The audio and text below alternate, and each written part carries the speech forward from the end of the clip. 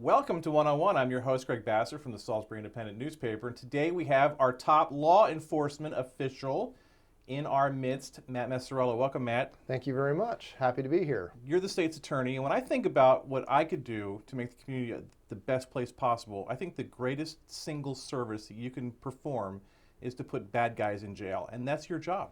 That's right. It's a little bit more complex than that. Right. What I like to say is we protect the innocent and we convict the guilty, and there's a lot of decision making in between to make sure that we're meting out responsible and fair justice in our community. Now, there's a lot going on in our community in terms of crime. There's a lot of concern.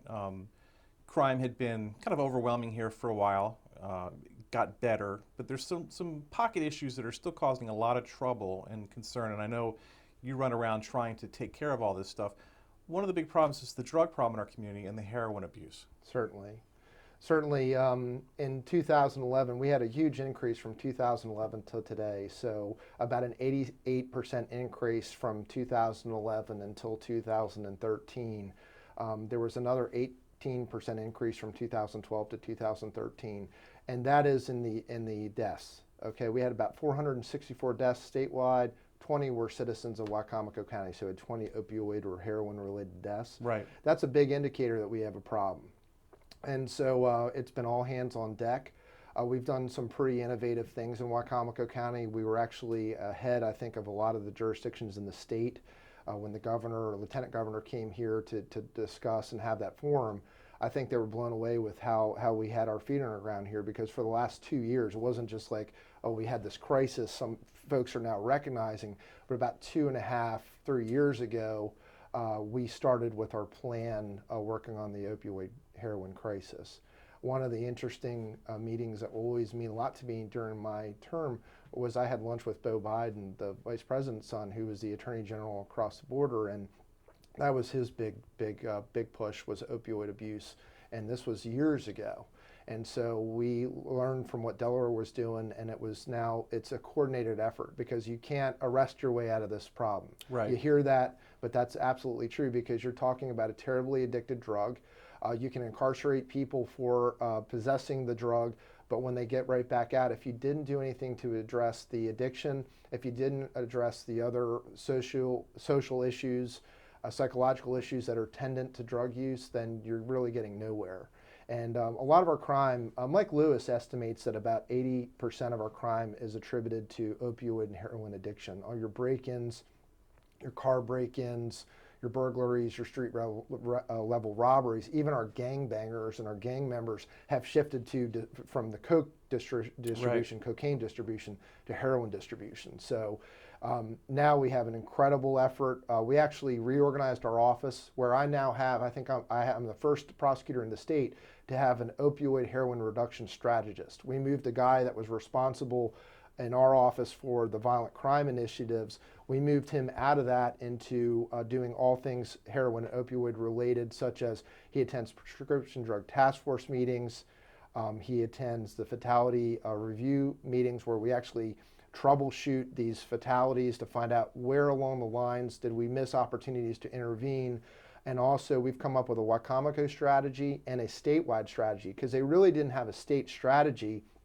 We drafted one and presented it to the lieutenant governor and Jeannie Hattaway. Right. And I think we're getting signals that they're looking at it. And the key to that is access centers, because what an opioid addict needs is immediate screening and treatment.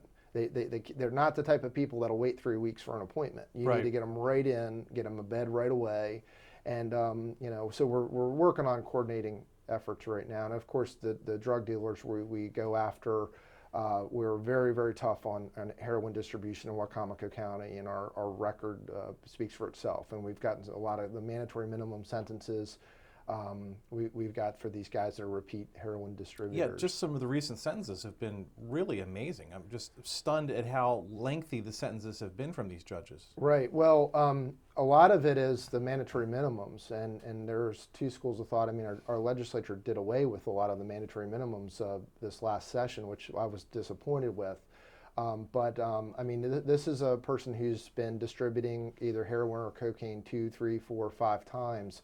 And we use those mandatory minimums to get traction because these are without parole sentences too. Right. Because if you have nonviolent crime, people are getting paroled by a parole commission within 1/4 of the sentence. If it's a violent crime, then they have to do half their time. But for a nonviolent crime, which is drug distribution classified as nonviolent crime, they're out in a quarter of the time. So that's a revolving door. But if you can get a mandatory non-parolable sentence, that really gives us our law enforcement officers traction. And if you draw a Venn diagram, we kind of do these exercises. Sure. You've got the drug dealer, the gang member, the guy who's doing the break-ins, and you've got the same person right in the intersection of those circles. Right. And so net gain of peace in the neighborhood sometimes when we go after that drug dealer. It must be hard or awkward for you because you've got people who are involved in this and they truly are victims. Right. They've gotten caught in this thing. Sure. But then you've got people who are profiting from it and pushing it, and they're really probably bad. Right. Well, we make that distinction. We look at a dealer for profit and also people that are dealing because they have an addiction that's gotten out of control.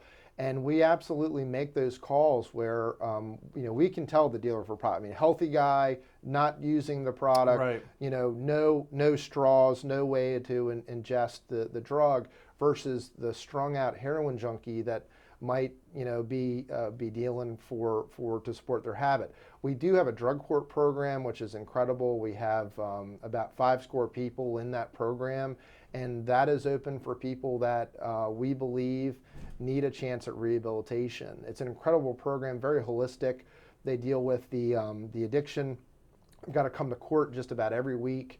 They are tested. If they have to get a job, we help them get jobs. If they don't get a job, they have to do community service at the landfill. They have to learn how to do time management and planning. They have to keep a planner every day and these are folks that we talk about rehabilitation. And rehabilitation, that concept means you're bringing someone back to a former state. Right. Well, their former state wasn't the greatest. They didn't have that sort of, I got to get up out of bed and get a job. Maybe they had the alcoholism first. So this program is very holistic and has really helped people, brought them up and really helped out our community. Because again, that turns off, I use the analogy, the water's flowing into the sink, and you can mop it up with suppression efforts by law enforcement, but the water's still flowing and still creating the problem. When you go after the addiction, when you go after the root causes of what is making someone self-medicate, that turns the water off and creates a net gain of safety and security in the neighborhood. So you almost get caught in a role of social worker plus prosecutor. You have to be. You absolutely have to be.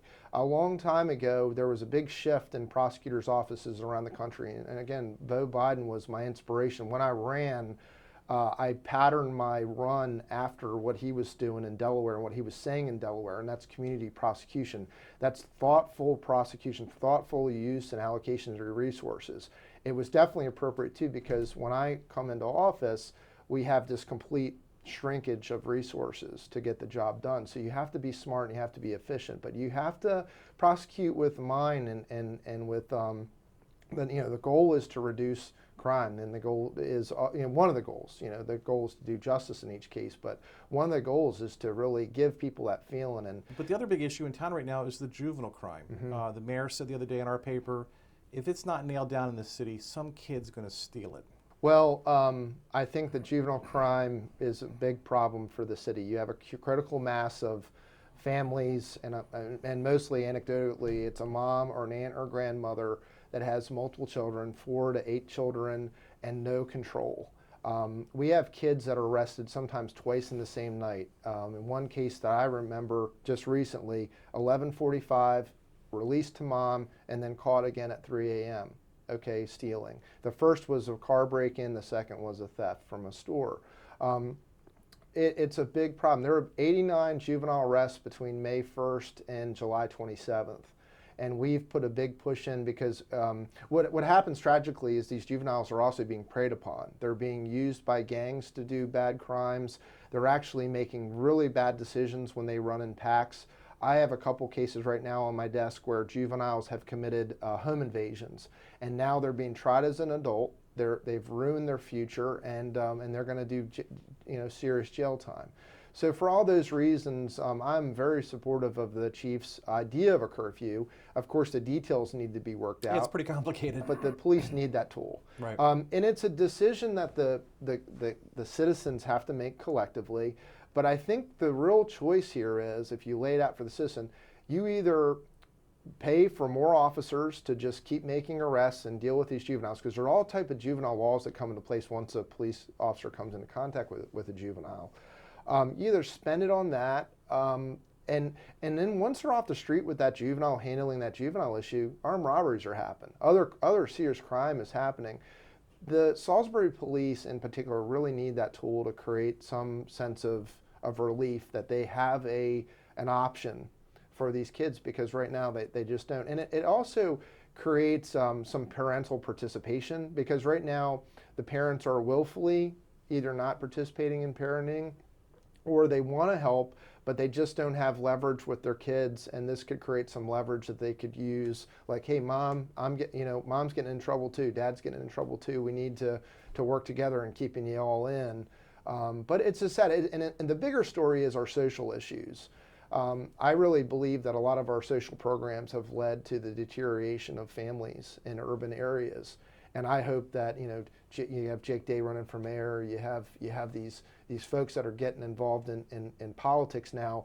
I hope that we can collectively start to problem solve, to kind of look at some of the policies of the past and see what works and what doesn't. I'm not heartless. I don't think you cut off the supply of funds for social programs and things like that, but we obviously have to do a gut check and a reality check to see, well, what effects has that had on families, particularly black families.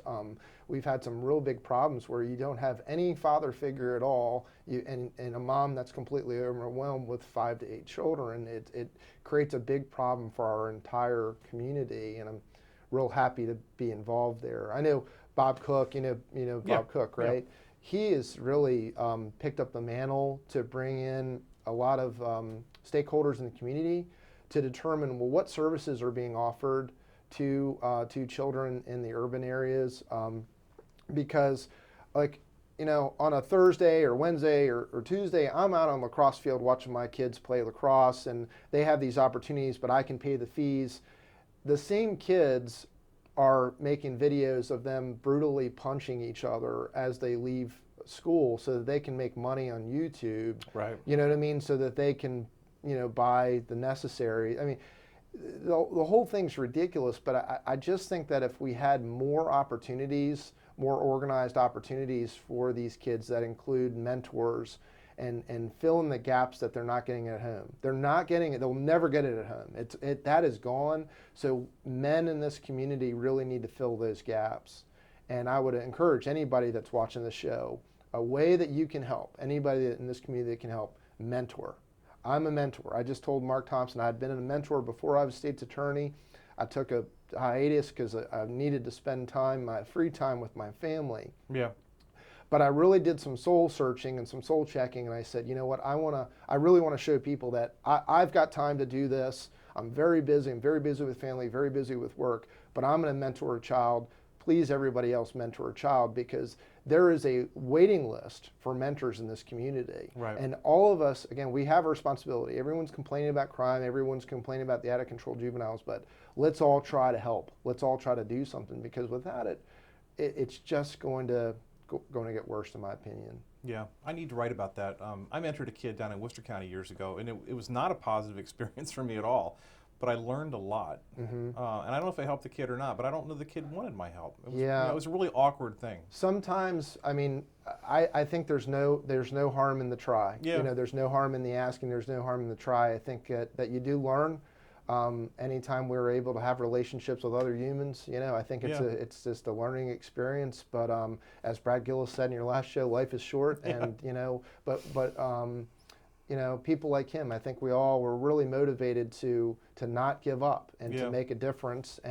But to make a difference, you have to expend effort. And it's like Ray Lewis says, you don't get anywhere without sweat. Right. So you've got to work. Right. And in that case, I learned a lot about the court system, certainly the juvenile court system, which I thought I knew as a reporter, but I really didn't know it as as someone who was a real participant in that. Right. So it was eye-opening in that regard, but it was definitely difficult. Gun crimes seem to have been much better controlled of late, and then we have 2 murders in 24, 36 hours. How does that affect what you do? Oh, well, we take every single one of those crimes, any type of gunplay, especially the ones that result in murder, we take it personally. August 1st was actually my birthday. That night, chief called me and said they had a murder. I was immediately on scene. That was the first one in 2 years? 30 months? Well, I prosecuted the last one in the city, October 28th. 2012 was I think the last city murder. I prosecuted that one. That was so 1016 Margaret Street. Yeah. And but we've gotten lucky though. It's not because the guns are out there, and what this shows, one of the lessons is how dangerous it is for law enforcement. These are juveniles with guns. That our gun laws do not prevent the bad guys from getting guns. We're on scene immediately after we get the call because we provide litigation support for them if they need a warrant, they need anything like that. They have issues with questions about confessions, things like that, Fourth Amendment issues, search and seizure issues. We're there on the scene. There's no delay. We do a lot of this sort of like pre-game planning on how we can have a safer summer.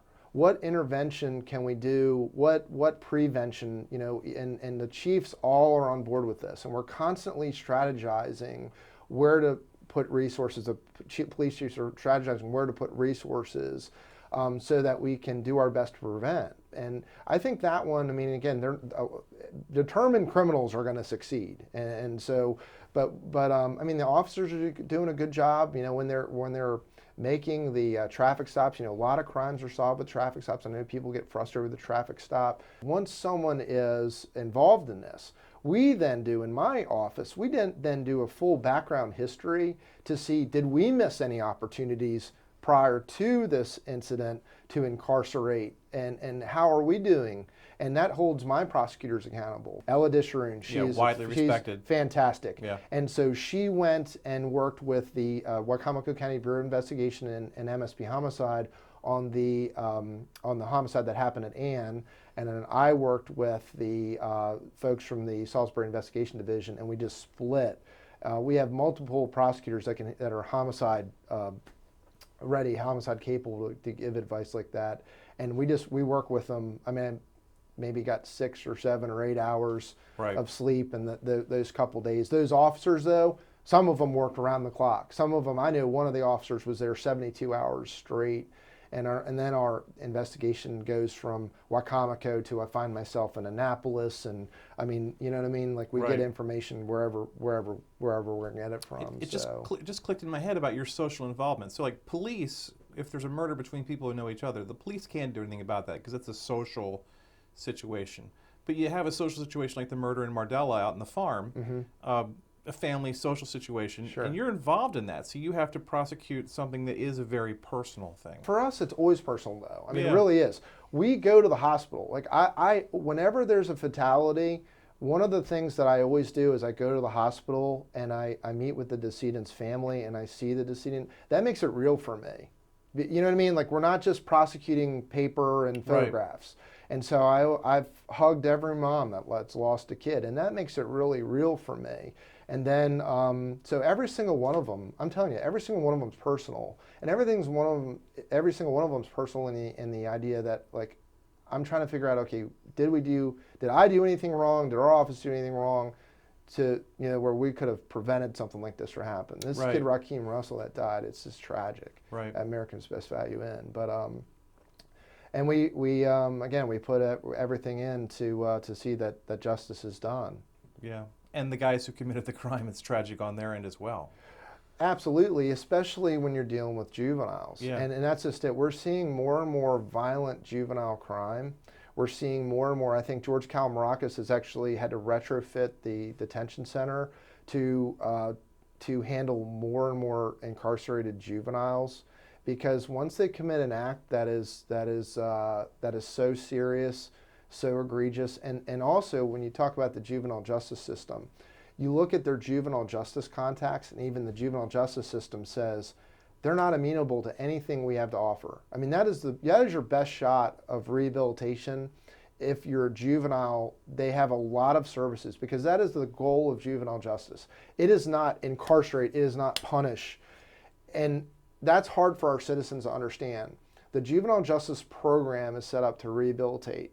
And Maryland doesn't have secure, for some of the more heinous crimes that juveniles commit, Maryland doesn't have a facility. They actually send those kids out of state. And then there's the there's the danger of the waiting, and then what is this justice system going to do while we're waiting for the kid to be placed? It's Right. very concerning. And I spend more of my time stressing about our calls, my calls, when it comes to juvenile crime. They're the hardest decisions that I have to make as a prosecutor, and I lose a lot of sleep over them. And when the actions occur, they're just caught in some sort of thing that's going on that day. Absolutely, absolutely. And we balance that too. Was this an impulsive act, or was this some sort Yeah. of planned event? It's a lot of balancing, and we have a lot of good minds in the state's attorney's office. I never make a call myself. It's like any organization. I think a good organization tactic or technique is to make sure you don't have groupthink. You have people that are there to basically argue. Like, let's have an argument over this. That's very, very healthy. Right. To really kind of figure out, are we making the right calls here? And ultimately, all responsibility rests with me. I've got 37 employees, but all responsibility rests with me. But I've got some really good minds to work on these things. But certainly, we're all human. Lots of focus on police officers' conduct here recently with Freddie Gray and Ferguson erupting again. And you've been called into that to try to be the arbiter on some local situations. Sure. Is that a role that you imagined for yourself? Did you think about that? Well, not running.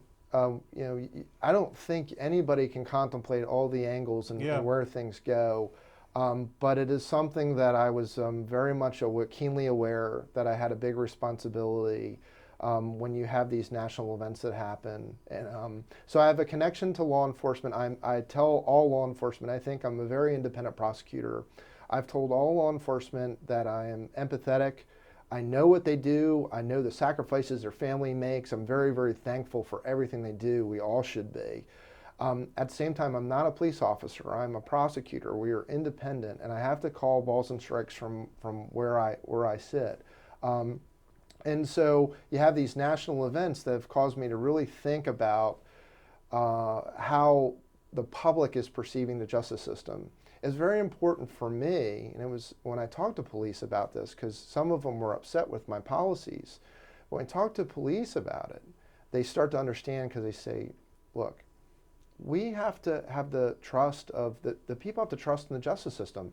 Every week, sometimes several times a week, we are picking juries, a jury of 12. If you have one that just says, you know what, the justice system doesn't work for any of us, so I'm not going to participate. Well, that's a problem. That's a problem for our entire society. So I represent the entire community. And a long time ago, I tried to propose some solutions that would, I think, give law enforcement and our community just sort of a net gain of trust in the entire system, what law enforcement is doing.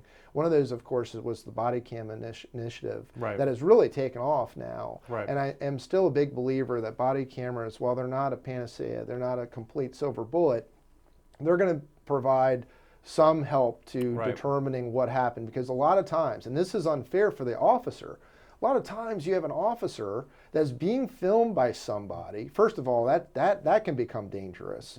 But they're filming. They're not the filming, but the proximity. They can film this. They just have to be a safe distance away. So they're filming, and of course, through editing, you only see the part where the officers are using force. You didn't see the resistance. And I had done a lot of study with the guys at Warwick, the instructors. I'm a voracious reader. I read a lot about police use of force. and the employment of what is employed called the reactive control model. That's what police are utilizing. You know what I mean? That's the standard. And I think part of our problem is our public doesn't understand what goes into this thought process of why an officer reacts the way they do. Overwhelming majority, and I think we're very, very lucky here in our county, these guys are and gals are very honorable, decent people. They became police officers because they want to serve their community and do good. And I just think that my policies that I've proposed basically show the public what I already know. But they have to know. A lot of the public does not know what I know. They don't know how good and altruistic these people are. And I think that sunshine is the best disinfectant. It always helps for the public to participate and the public to have some understanding. But you can't have public participation, of course, that is just sort of agenda driven, Right. which I fear. I see some of it, and it's just like, hey, you can't make decisions like a lot of these national events. You had elected officials completely making judgments without knowing any of the facts. Yeah. And so I'm just sort of, even naturally, before I became an attorney, before I became a prosecutor, I was sort of naturally a wait and see type of guy. I mean, I think I get that from my parents. My dad was always sort of like, well, let me get all the facts before Right. I react. And so I think I learned from him. So We're running out of time, but what can regular people do to help you in your job? Oh, okay. Well, the mentor thing was interesting, but what can we? Sure, what can we certainly. do? Well, participation in the criminal justice system, witnesses. That's probably our main problem. Like in the American Best Value Inn, there were 180 kids in that lot. We got No one saw anything. We got like very little participation at all. Yeah. I mean, it was really disheartening to me. I took a day where I just had to. I was almost depressed for a day. So, participation, mentoring, parenting, knowing when there's something out of line or out of place. You know, it's better to call the police, call Sheriff Lewis. You can call him directly, ask for Mike and say, hey, I think something's out of line here. I think my neighbor's into drugs, or doing things that we can prevent. Supporting the health department politically.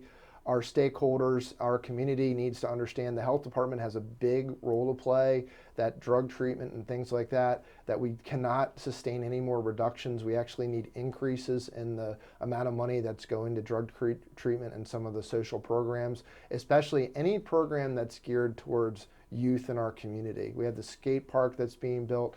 Not too crazy about the location, but I'm very happy with the concept, because we need. Those kids are better off in the skate park. I was a big skateboarder when I was a kid. Better off in the bowl than out on the street doing bad things. But we need more stuff, more organized sports for the underserved, mainly minority communities. So any type of way people can pitch in there, that would be very much appreciated. And I'm certainly. You can always call my office. If you have some concern about the justice system, you have some concern about a case and you don't understand the resolution of the case, or you just want to talk to me about a criminal justice issue, you can call me, and I'll be in 4 sectors of the community very soon within this month for town halls, just to give a brief talk, but mainly I want to hear from the citizens on what they're experiencing and what we can do for them. Okay. He's Matt Maciarello, not just putting bad guys in jail, but also trying to help the community in other ways. Thank you very much for the opportunity. It was my honor and privilege. Greg Bassett from the Salisbury Independent newspaper, another edition of 101 right here on PAC 14.